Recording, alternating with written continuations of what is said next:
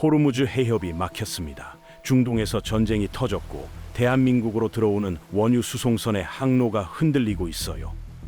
그런데 여기서 이상한 점이 있습니다. 미국 텍사스에도 기름이 넘쳐나고 유럽 북해에도 고품질 원유가 펑펑 납니다. 그런데 왜 한국은 수십 년째 세계의 화약고인 중동 기름에만 목을 메고 있을까요? 사실 이유가 있습니다. 그것도 아주 치밀하고 계산적인 이유가요. 많은 사람들이 품질이 떨어진다고 무시했던 중동의 끈적한 저질유가 실은 한국 제조업을 세계 정상으로 끌어올린 숨은 1등 공신이었거든요. 오늘은 그 반전의 역사를 끝까지 파헤쳐 드립니다. 석유 이야기를 하려면 먼저 기준점을 잡아야 합니다. 전 세계 원유 시장을 움직이는 3대 유종이 있거든요. 그 첫 번째가 바로 WTI, 서부 텍사스산 원유입니다. 19세기 말 미국 동부 펜실베니아의 유전들이 서서히 바닥을 드러내기 시작했어요.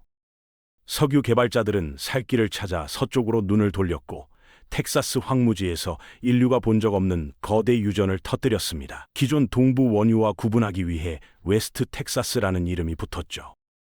재미있는 건 품질 확인 방법입니다. 초창기 석유 개발자들은 원유를 직접 혀로 핥아봤어요. 황 성분이 많은 기름은 썩은 달걀 맛이 났거든요. 그런데 텍사스 원유는 달랐습니다. 불순물이 거의 없어서 혀에 닿으면 달콤한 맛이 났어요. 그래서 붙은 별명이 스윗 오일입니다.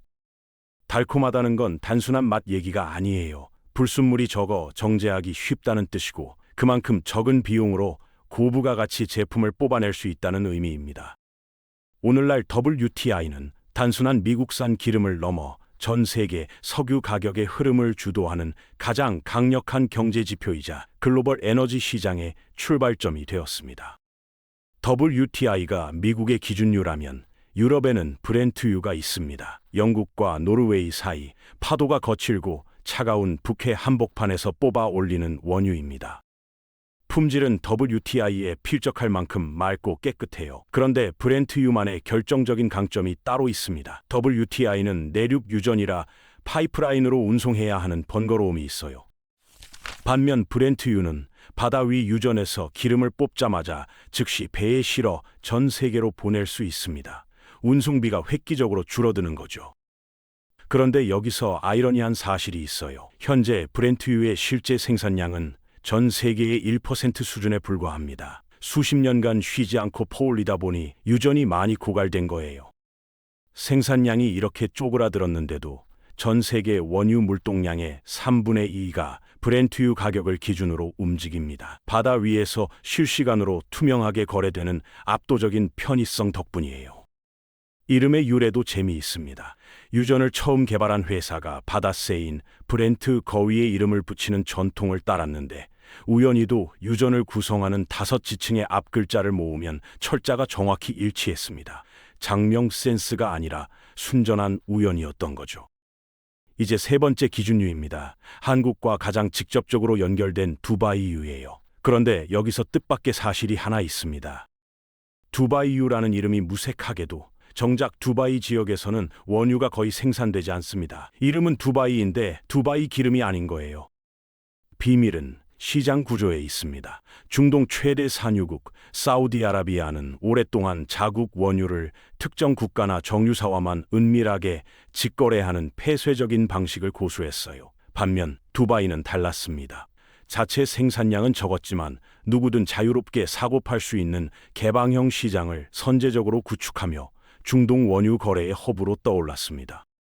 문제는 품질입니다. 두바이유는 황 성분이 많고 끈적해서 업계에서는 사워 오일, 즉 신맛 나는 기름이라 부릅니다. 정제가 까다롭고 시설 부식까지 유발해서 WTI나 브렌트유보다 배럴당 약 4달러 저렴하게 거래됩니다.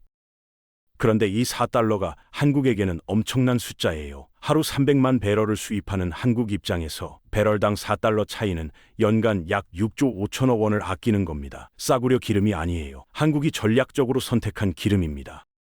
그런데 잠깐, 왜 석유 거래 단위가 하필 1배럴 159리터일까요? 승용차 연료 탱크를 2번 반 정도 채우는 이 애매한 숫자에는 꽤 재미있는 역사가 숨어 있습니다. 19세기 미국 석유 산업 초창기로 거슬러 올라가야 해요. 당시에는 땅에서 솟구치는 기름을 담을 표준 용기가 없었습니다. 상인마다 청어통, 포도주통, 위스키통을 마구잡이로 들고 나왔어요. 크기가 제각각이다 보니 거래할 때마다 양을 두고 싸움이 벌어졌습니다. 오늘날로 치면 편의점마다 1리터 페트병 크기가 다 다른 상황인 거죠. 결국 1860년대에 석유 생산자들이 한자리에 모였습니다. 기준을 통일하기로 한 거예요. 그들이 고른 기준은 단순했습니다. 마차에 싣기 가장 적합하고 성인 남성 2명이 힘을 합쳐 굴려서 옮기기 좋은 무게, 그게 42갤런, 약 159리터였습니다. 과학적 계산이 아니에요. 마차와 사람의 체력에서 나온 지극히 실용적인 약속이었죠. 그런데 그 소박한 합의가 160년이 지난 지금까지 굳어져 하루 수조 원이 오가는 글로벌 석유 시장을 통제하는 절대적인 기준으로 자리 잡았습니다. 역사는 때로 이렇게 엉뚱한 곳에서 만들어집니다. 그럼 이 석유는 도대체 어디서 온 걸까요? 많은 분들이 공룡 사체가 땅속에 묻혀 석유가 됐다고 알고 계실 겁니다. 그런데 이건 과학적으로 완전히 틀린 얘기예요. 간단하게 계산해보면 금방 드러납니다. 인류는 하루에 약 1억 배럴의 석유를 소비합니다. 공룡 사체로 이 막대한 양을 설명하려면 과거 지구 표면을 공룡이 발 디딜 틈 없이 빽빽하게 채우고 살았어야 해요. 말이 안 되는 숫자죠. 석유의 진짜 주인공은 따로 있습니다. 수억 년 전 고대 바다를 가득 채웠던 눈에 보이지 않는 미세 생명체 플랑크톤입니다. 상상을 초월할 정도로 무수히 떠다니던 이 작은 존재들이 수명을 다하고 바다 밑바닥으로 가라앉았어요. 켜켜이 쌓인 플랑크톤 위로 흙과 모래가 두껍게 덮이면서 완벽하게 밀폐된 환경이 만들어졌습니다. 그 안에서 억겁의 시간이 흘렀어요. 지구 내부에 끓는 지열과 지층에 엄청난 압력이 가해졌습니다. 그 오랜 시간과 압력이 만들어낸 결과물이 바로 오늘날의 석유입니다. 공룡이 아니라 눈에 보이지도 않는 플랑크톤이 지금 우리가 타는 자동차를 달리게 하고 비행기를 하늘에 띄우고 공장을 돌리고 있는 겁니다. 그런데 여기서 궁금증이 생깁니다. 똑같은 플랑크톤에서 만들어졌는데 왜 중동 기름은 끈적한 저질유고 미국과 유럽 기름은 맑은 고급유일까요? 비밀은 수억 년 전 지구의 지각 형태에 있습니다. 아주 오랜 옛날 중동 지역은 따뜻한 바다였어요. 테티스해라고 불리던 곳입니다. 그런데 지각판이 서서히 이동하면서 이 바다가 갇혀버렸어요. 물이 모두 증발하면서 그 자리에 거대한 소금층이 형성됐습니다. 이 소금층이 결정적인 역할을 했어요. 땅속 석유가 증발하지 못하도록 완벽하게 막는 뚜껑이 된 겁니다. 덕분에 중동은 압도적인 매장량을 갖게 됐어요. 그런데 대가가 있었습니다. 소금 성분이 원유에 스며들면서 황함량이 높은 끈적한 저질유가 만들어진 거예요. 반면 미국과 유럽 유전에는 이 소금 뚜껑이 없었습니다. 원유가 형성되는 과정에서 불순물이 자연스럽게 걸러지며 맑고 깨끗한 스윗 오일이 탄생했죠. 결과적으로 서방 고급유는 살짝만 끓여도 고부가 같이 제품이 쏟아집니다. 반면 중동 저질유는 끓일수록 나프타나 벙커시유 같은 묵직한 찌꺼기만 대량으로 나와요. 그런데 바로 이 찌꺼기가 한국 경제의 판을 완전히 뒤바꿔 놓습니다. 그렇다면 왜 한국은 수십 년째 이 끈적한 중동 기름을 고집해온 걸까요? 답은 냉혹하고 물리적인 현실에 있습니다. 바로 물류예요.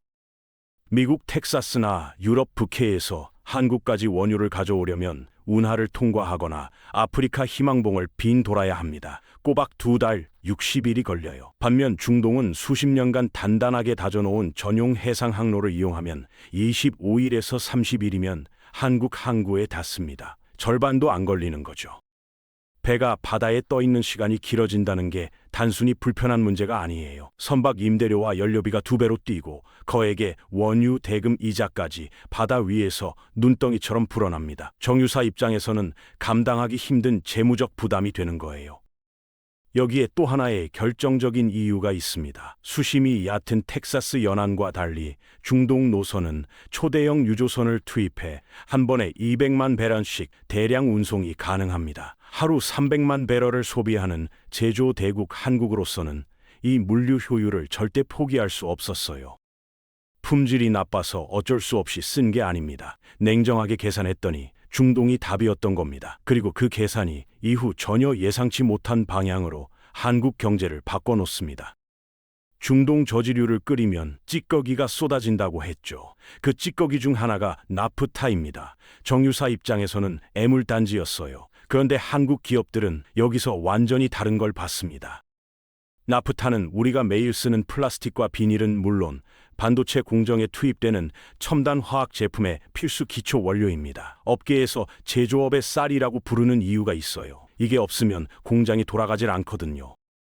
30년 전 울산의 한 중소부품 공장을 운영하던 최 사장님을 떠올려 보세요. 일본산 화학 소재를 수입해 쓰다 보니 원가가 치솟아 늘 적자였어요. 그런데 한국 정유사들이 나프타를 국내에서 안정적으로 공급하기 시작하면서 판이 바뀌었습니다. 소재값이 뚝 떨어졌고 그 차액이 고스란히 가격 경쟁력으로 이어졌어요. 한국 기업들은 여기서 한 발 더 나아갔습니다. 정유 공장 바로 옆에 거대한 석유화학 단지를 지어 나프타를 즉각 공급하고 가공하는 완벽한 수직 계열화 시스템을 구축한 거예요.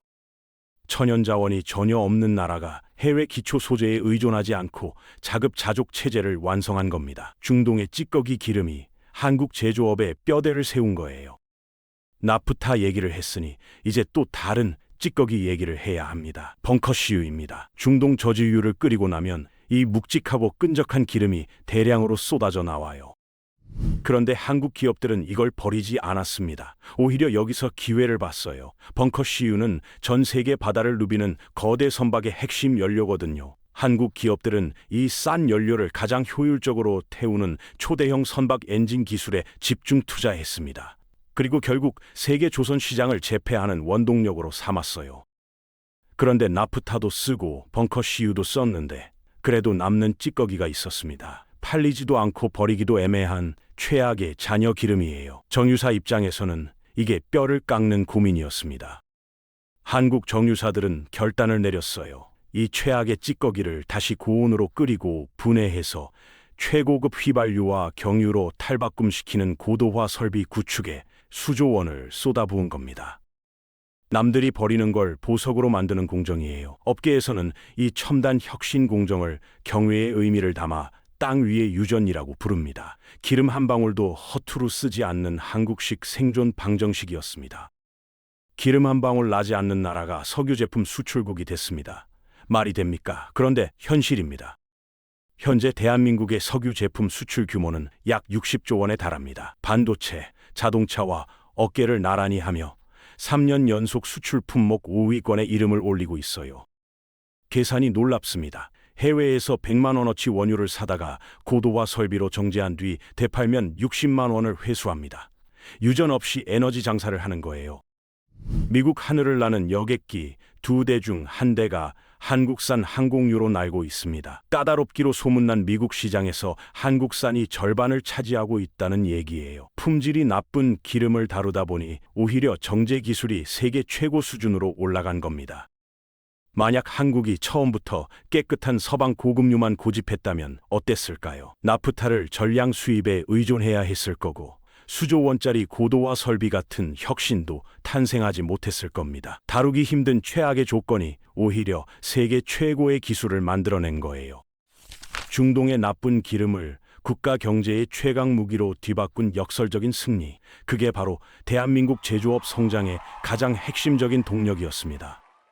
지금 한국 앞에 놓인 현실은 만만치 않습니다. 중동에서 전쟁이 터졌고 호르무즈 해협이 흔들리고 있어요. 거기다 막강한 자본을 앞세운 중국이 맹렬하게 추격해오고 있습니다. 그런데 역사를 한번 돌아보세요. 기름 한 방울 나지 않는 자원 빈국이 세계가 외면한 끈적한 저질유를 붙잡고 늘어져 기어이 제조업의 쌀을 만들어냈습니다. 남들이 버리는 찌꺼기에서 세계 최고의 항공유를 뽑아냈어요. 최악의 조건을 최강의 무기로 바꿔온 나라입니다. 그 저력이 하루아침에 사라지지는 않습니다. 다루기 힘든 나쁜 기름을 손에 쥐고 세계 정상에 올랐던 그 통찰력이라면 지금 마주한 에너지 위기와 경제적 난관도 반드시 돌파해낼 수 있을 겁니다.